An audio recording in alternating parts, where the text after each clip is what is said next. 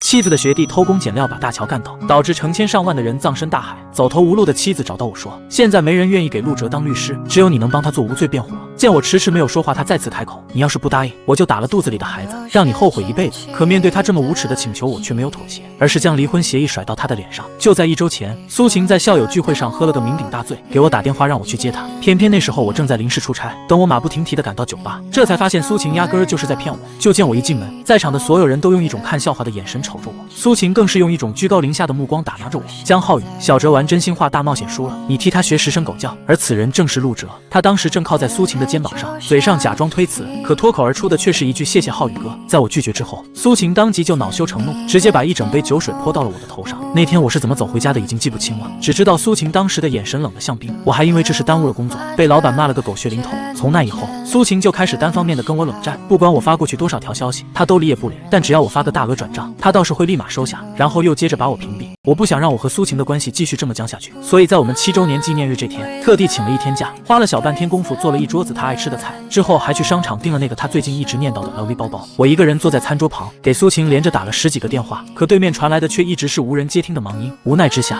我只能把电话打给了陆哲。之前苏晴为了让我帮陆哲跑腿送文件，主动拿我的手机加上了他的微信，没想到这次电话倒是很快就接通了。电话那头传来陆哲懒洋洋的声音，浩宇哥，怎么想起给我打电话了？有事儿吗？苏晴是不是跟你在一起？他一直不接我电话。陆哲轻笑了一声，苏晴姐在陪我提前庆祝明天的通车仪式呢。她说啊，不想让晦气的人来打扰我们俩的2人世界。我极力压下心底翻腾的怒火，那麻烦你把手机给苏晴，我找她有事。过了几分钟，苏晴那不耐烦的声音才响了起来，江浩宇，你是不是天天闲得没事干啊？除了会打骚扰电话，你还会干啥？我愣了一下，但还是选择了妥协。晴晴，今天是咱们结婚7周年的纪念日，我做了一桌子你最爱吃的菜，我保证以后再也不惹你生气了。你今天能回来陪陪我吗？江浩宇，你有病吧？一个大男人天天嫉妒心那么重，你是不是就见不得我和小哲有一点独处的机会？小哲建的那座跨海大桥明天就要通车了，你连个红包都不发，我当然要好好弥补他了。今晚我要陪他好好庆祝，不回去了。可是我还买了你最爱吃的那个。行了，别烦了。我的话还没说完，苏晴就直接把电话给挂了。看着已经中断通话的手机屏幕，我只感觉鼻头一阵发酸。可就在这时，陆哲还发来了一条挑衅的语音：浩宇哥，你可别生气，苏晴姐只是照顾我这个弟弟才这样的，你们才是合法夫妻吗？他嘴上虽然这么说，可紧接着就发来一个他和苏晴在酒店床上激吻的视频。视频里的苏晴脸色潮红，媚眼如丝，双手紧紧攀着陆哲的脖子，跟平时对我那副冷若冰霜的样子简直判若两人。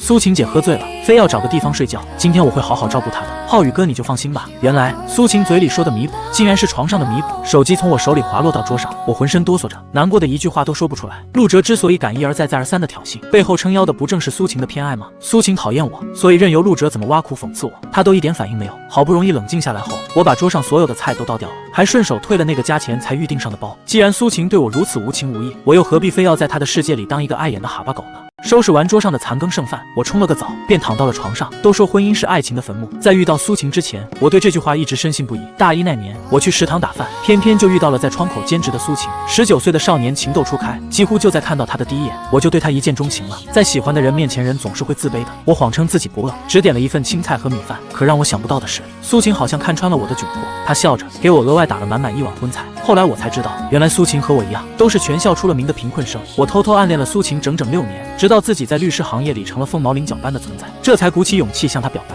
在一起快10年了，我拼了命的打拼，硬是把苏晴从一个瘦骨嶙峋的姑娘养得珠圆玉润，想尽一切办法弥补她原生家庭带来的伤痛。但原本这一切的美好，都因为陆哲的出现被击得粉碎。这让我猛然醒悟，原来从校园走到婚纱的爱情，终究还是抵不过所谓的新鲜感。我在床上翻来覆去，脑子里全是我和苏晴这些年的点点滴滴。就在我思绪飘远的时候，陆哲的视频通话突然打了过来：浩宇哥，苏晴姐跟我玩累了，现在已经睡着了。说完，他还像炫耀战利品似的拍了拍地上散落的衣服，而苏晴正头埋在他怀里，身上一丝不挂。我仓皇地挂断了电话，生怕陆哲看到我狼狈的样子。要知道，就算是在热恋的时候，苏晴也从来没这么亲密地抱着我睡过。爱与不爱，果然就是这么明显。我没再纠结那些死去的记忆，逼着自己睡了过去。第二天一早到了公司，同事们都在兴高采烈地讨论跨海大桥通车的事儿，我没什么心思插话，只能打开电脑开始工作。同事小张拿着手机坐到了我旁边：浩宇哥，快看，跨海大桥开始剪彩了。我瞥了一眼他的手机，热搜第1条正是苏晴和陆哲接受采访的视频。我们很看重这次剪彩，因为这是我家小孩第一次独自担任总工程师，希望大家多多关注他以后的发展。苏晴的这番话直接让网友们磕起了他和陆哲的姐弟恋 CP， 这女的还挺浪漫的。我轻笑着点了点头。是挺浪漫的。只不过这些话不是对自己老公说的罢了。到点之后，聚在一起的同事们全都散开，各自开始了工作。到了下午，我发现很多同事的座位都空了，心里有些纳闷，但也没多想。直到苏晴突然出现在我的工位旁边，我愣了一下，随即站起身看着她：“你怎么来了？”苏晴盯着我，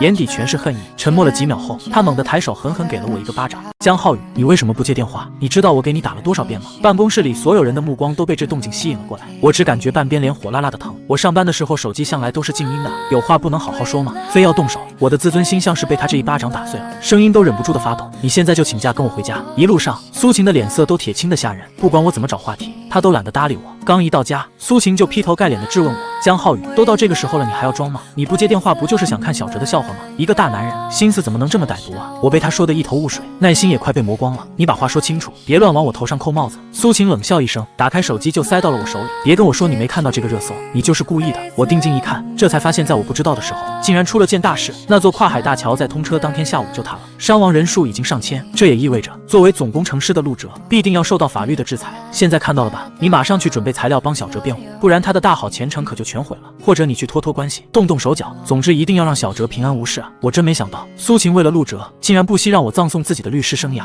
苏晴，你为了陆哲连我的事业也要葬送是吗？苏晴的脸上闪过一丝不自然，似乎是默认了我的说法。我叹了口气，抿着嘴唇，转头就走了。接下来的几天，苏晴一直在为了陆哲的事情四处奔波。她在朋友圈和同城平台上发了好多帖子，说是要重金寻找能为陆哲辩护的金牌律师，但是同行们都不愿意趟这趟浑水。那些自告奋勇的大多都是些空有其表的行业骗子。可我也不想多管闲事，苏晴对我那么无情，我也犯不着再去热脸贴她的冷屁股。苏晴那边焦头烂额，我这边却每天还是按部就班的上班下班，跟她一比，日子过得安逸多了。我本以为经历了上次那件事，苏晴短时间内不会再来烦我，可让我没想到的是，没过多久我就收到了她的短信：晚上我在你公司楼下的餐厅等你。短短的一句话，再没有别的内容。我拧着眉头，本打算直接无视这条信息，不料刚一下班，就看见苏晴站在了公司门口，我只能硬着头皮走过去，心底那点侥幸终究还是被苏晴打破了。江浩宇，别再闹了，餐厅的位置我已经订好了。不等我说话，苏晴说完转身就走。没办法，我只能跟着她走了过去。坐下之后，苏晴脸上的疲惫显得更加清晰了，额角甚至还长出了几根白头发。上次7周年纪念日我太忙了，没能陪你吃饭，今天补回来。苏晴先开了口，可表情却还是一如既往的孤傲和冷淡。我轻笑了一声，真搞不懂她为什么犯了错还总能这么理直气壮。说吧，今天来找我到底有什么事？别搞这些弯弯绕绕的。苏晴冷冷地瞥了我一眼，并没有回答我的问题。整顿饭下来，我和苏晴就像两个完全不认识的陌生人，谁都没主动开口说话。吃完饭，我刚准备直接离开，没想到却被苏晴叫住了。江浩宇，你看我的笑话看够了没有？我愣住了。苏晴，你别阴阳怪气的，有话就直说。我没空陪你玩过家家的游戏，你知不知道这些天我看了多少人的脸色？让你帮一下忙就这么难吗？难道为了保住你那个不起眼的工作，你连小哲的后半辈子都不管不顾了吗？你别自以为是了，天天幻想着自己当个屁律师就能大富大贵。我只是淡漠地看着苏晴那张因为暴怒而扭曲的脸，突然觉得她无比陌生。我不干涉你帮她，但是我也不会因此搭上我自己的前程。我不想吵架，要是没别的事，那我就先走了。等等，说着，苏晴从包里掏出一张医院的诊断书，一脸得意地扔到了桌上。江浩宇，看完这个，你再考虑要不要帮小哲。我垂下眼一看，发现那是一张孕检报告单。在看清上面的内容之后，我整个人都像是掉进了冰窟窿，喉咙抖得一句话都说不出来。苏晴怀孕了。见我呆愣在原地，苏晴轻笑一声，一副吃定我的样子。你看到的没错，江浩宇，我已经怀孕3个月了。我告诉你，如果你这次不帮小哲，我就去把肚子里的孩子打掉，然后就去做结扎手术。这样的话，除非你跟我离婚，不然你这辈子都别想有自己的亲生孩子。苏晴的声音不算小，引得餐厅里好多人都朝我们这边看来。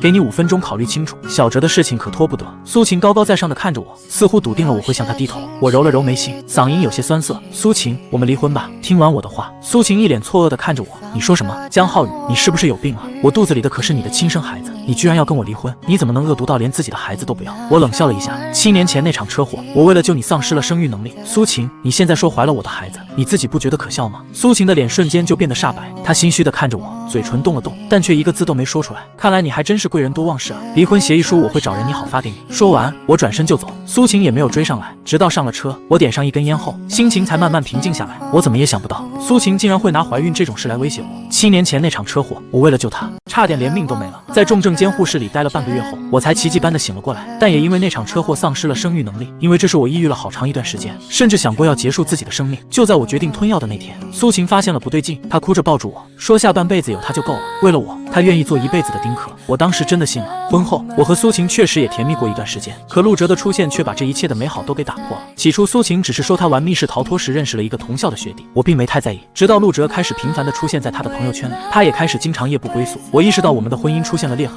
但还是没有勇气离开苏晴。我始终觉得她就是我的一切。可如今走到这一步，我觉得我和苏晴的婚姻实在是没必要再继续下去了。整理好思绪后，我开着车回了家。屋子里漆黑一片，我心头涌上一股无力感，苦笑了一声，就简单到浴室里冲了个澡。躺在沙发上快要睡着的时候，窗外突然下起了小雨，我沉沉地睡了过去。可没过多久，却又被疼醒了，四肢的关节就好像要裂开一样。当年车祸留下的粉碎性骨折，让我在每个阴雨天都痛不欲生。我挣扎着想起来倒杯热水，没想到一个手抖，热水全洒在了手臂上，手上瞬间就起了好几个大水泡。就在这时，苏晴开门回来了，我满脸都是冷汗，带我去医院包扎一下，我烫伤了。苏晴只是冷冷地瞥了我一眼，你都不肯帮小哲了，还让我带你去医院干嘛？死了才好呢，求你了，我真的全身都疼，已经走不动路了。苏晴不耐烦地打断了我，行了，别装了，7年前的车祸，现在还拿来道德绑架我，有意思吗？我去陪小哲了，因为大乔的事他这段时间都快愁死了。说完，苏晴没有一丝犹豫地关上了门，我只能苦笑。明明在以前，他都会把我搂在怀里，亲手为我吃止痛药，我忍着剧痛吞下药，等疼痛减轻了一些后，才起身准备去医院。可让我没想到的是，刚一下楼，就看见苏晴和陆哲撑着一把伞在雨中相拥，郎才女貌的，还真像是在演偶像剧。小哲，你听我说，江浩宇现在已经开始怀疑我们了，我必须先把肚子里的孩子打了，等他消气了才会帮你打官司啊。你放心，等到你成功脱险后，我就和他离婚，到时候我们还会有孩子的。陆哲红着眼眶看着他，晴晴，是我没用，不但连累了你，还连累了我们的孩子。你放心，以后我一定会改过自新，好好疼你和我们的孩子。两人就像旁边没人似的，开始拥吻起来。我只感觉心里一阵刺痛，慢慢的朝他们的方向走了过去。察觉到我的存在，苏晴立马松开了手，一脸尴尬的看着我。你怎么下来了，江浩宇？浩宇哥，你别误会，苏晴姐是为了安慰我才这样的，你千万不要生她的气啊，不然我会很自责的。陆哲嘴上这么说，可眼底却全是嘲弄和戏谑。我深吸了一口气，用力的把无名指上的婚戒摘了下来。当时结婚的时候，苏晴特意把我的戒指选小了一个尺寸，还笑着说，以后我要是跟他离婚，说不定会因为摘戒指太痛而放弃。现在看来，没有爱的婚姻，什么样的枷锁都是没用的。我把戒指狠狠地砸在地上。苏晴，你不用委曲求全了，我们现在就离婚。按照婚前协议，你是出轨方，理应净身出户。除此之外，你给陆哲花的每一笔钱，我都会通过诉讼追回来。说完，我不顾手臂上的疼痛，转身回家锁上了门。情绪缓和了一会儿后，我整个人都说不出的轻松。这个大平层是我的婚前财产，当初和苏晴结婚时，为了给她安全感才改成了她的名字。我本想把她的东西都收拾好扔出去，但又怕她没完没了的纠缠，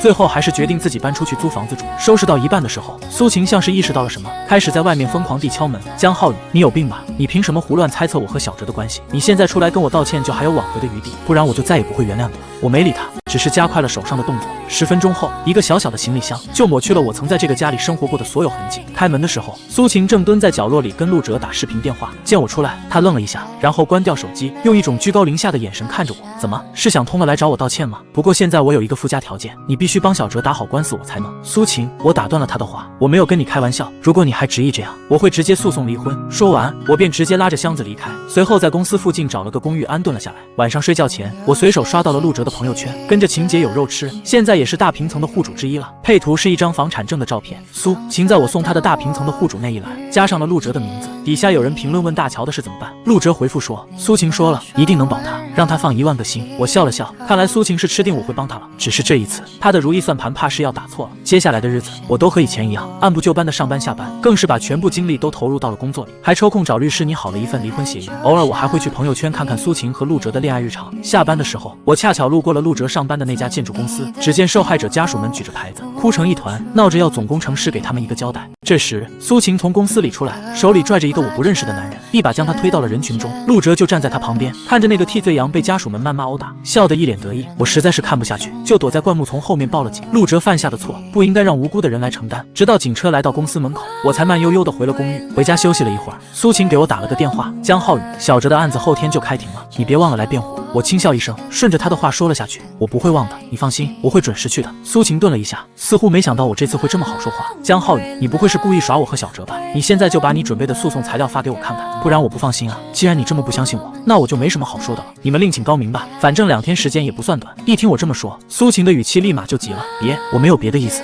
浩宇，我和小哲都相信你，我们都非常相信你，我不会再怀疑你了，你安心准备后天的庭审吧。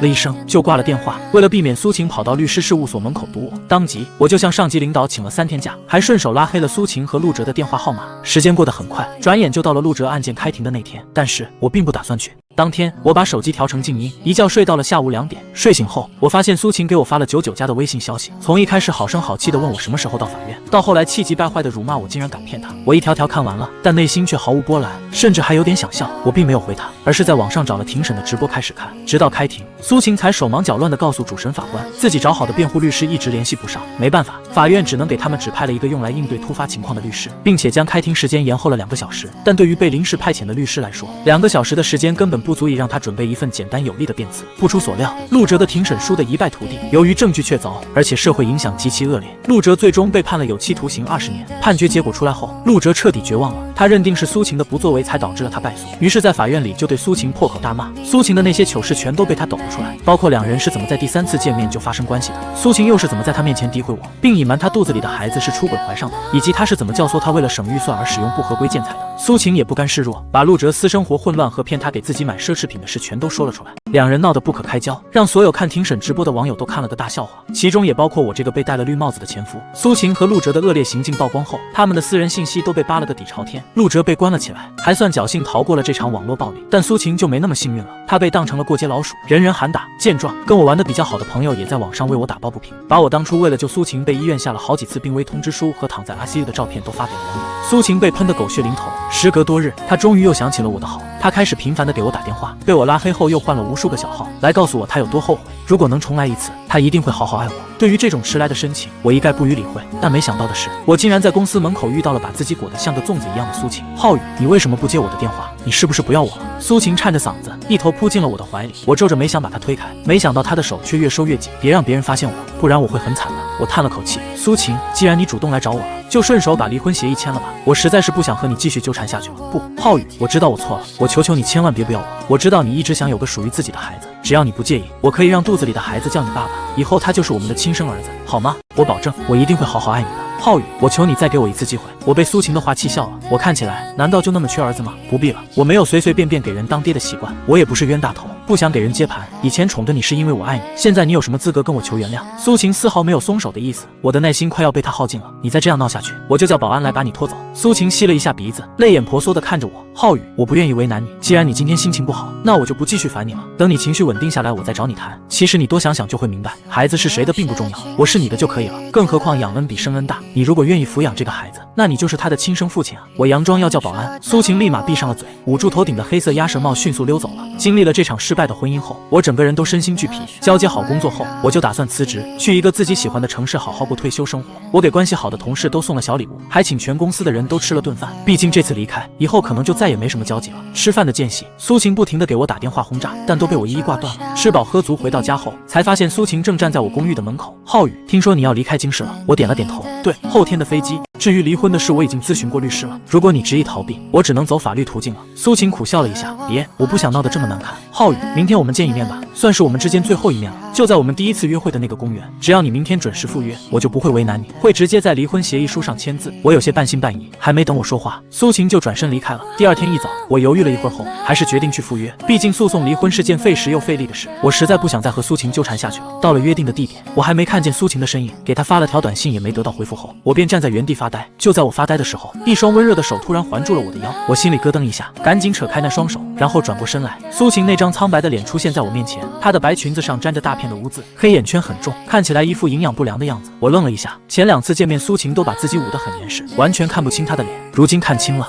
才发觉她完全不像之前那个孤傲的自己了。见我发愣，苏晴哭着扑到了我的怀里。浩宇，我就知道你还是没有放下我，你只是拿离婚吓唬我，想让我回心转意，对不对？不然你不会准时赴约的。你放心，陆哲已经进监狱了，再也没有人能挑拨我们俩之间的关系了。我求求你，你不要和我离婚好不好？我真的错了，如果你能原谅我，我保证会改邪归正，和刚结婚时一样，好好跟你过日子。我想推开他，苏晴却在察觉到我的抵触后抱得更紧了。不要推开我，不要推开我，我求你了，我现在什么都没有了，如果你再不要我，那我就真的活不下去了。我叹了口气，苏晴，你清醒一点，我说了，我不是赌气，我是真的已经不爱你了，我是真的想和你离婚，我都对你没有感觉了，怎么可能还会和你在一起呢？你清醒一点好不好？我不想对你说重话。苏晴松开手，一脸委屈地看着我，我不信，你肯定是赌气才说这些话的，不然你为什么不肯对我说重话？我们离婚了就是陌生人，你本该对我冷漠的，但你现在还是忍不住关心我，不是吗？浩宇，我现在才发现，你才是最爱我的那一个，陆哲只是个弟弟，我只是和他玩玩而已，我怎么可能因为他放弃我们7年的感情呢？你说对吗？以前前是我太贪玩了，无意中伤害了你。浩宇，我求你不要让我签离婚协议，这场网络暴力真的压得我喘不过气了，我真的很害怕，也很无助，你别离开我好吗？我拧着眉，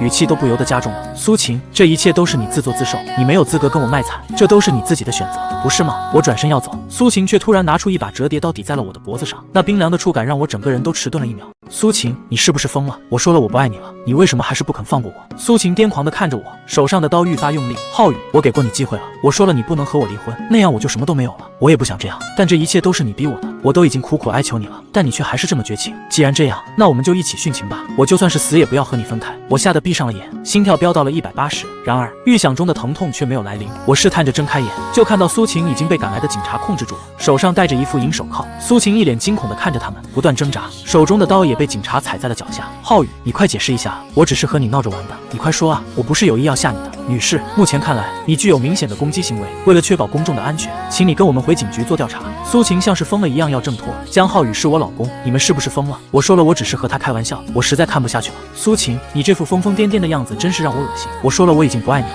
要和你离婚，你为什么还要不断纠缠？你以为我是瞎子吗？你放在口袋里的刀我早就看见了，我之所以跟你说这么多废话，就是不想打草惊蛇。从看见你的那一秒开始，我就已经偷偷报警了。在我心里，我们早已不是夫妻关系了。苏晴眼神空洞，不敢相信地看着我，你为什么要这样对我？难道你对我真的没有丝毫情意了吗？我摇了摇头，没有，你现在在我心里就是个水性杨花、自作自受的女人。如果能重来一次，7年前的那场车祸，我一定不会救你。苏晴苦笑了一下，满脸都是泪水，任由警察把她拖上了车。陆哲不满只有自己受到了刑罚，于是向法院提起了2次诉讼。他拿出了当初苏晴撺掇他使用不合规建材的录音和2人密谋的聊天记录，直接上交给了法院。证据被核实后，法院以教唆罪和包庇罪的罪名起诉了苏晴。苏晴被关押在警察局，听到这个消息当场就晕了过去。等再次醒来后，就变得疯疯癫癫的。法院请了专门的医护人员为苏晴做了身体检查，最终确定她是后天性的精神疾病，因此法院撤销了对她的诉讼。苏晴也被送进了精神病院。我见到苏晴的时候，她已经没了往日的光鲜亮丽，穿着乱糟糟的病号服，脸上全是鼻涕和眼泪，浑身颤抖着蜷缩在病床的角落里。见我进来，苏晴空洞的眼神里有了一丝光彩，她直愣愣地看着我，扯出了一抹苦涩的微笑。浩宇，我以为你这辈子都不想见我了，我知道自己错了，我本意并不想伤害你。我拿出放在包里的离婚协议书和笔，递到了苏晴手里，这应该是我们最后一次见面了，签了这份离婚协议书，我们以后就再也没有任何关系了。苏晴闻言苦笑一声，眼泪糊了满脸。浩宇，难道你现在真的对我没有一丝感情了吗？我知道我不该和陆哲在一起，我现在已经接受惩罚了，我以后再也做不了一个正常人了，你能不计前嫌原谅我吗？我知道苏晴现在不能再经受任何刺激，只能尽量放缓自己的语气。苏晴，我说过，自从我知道你怀孕的那一刻，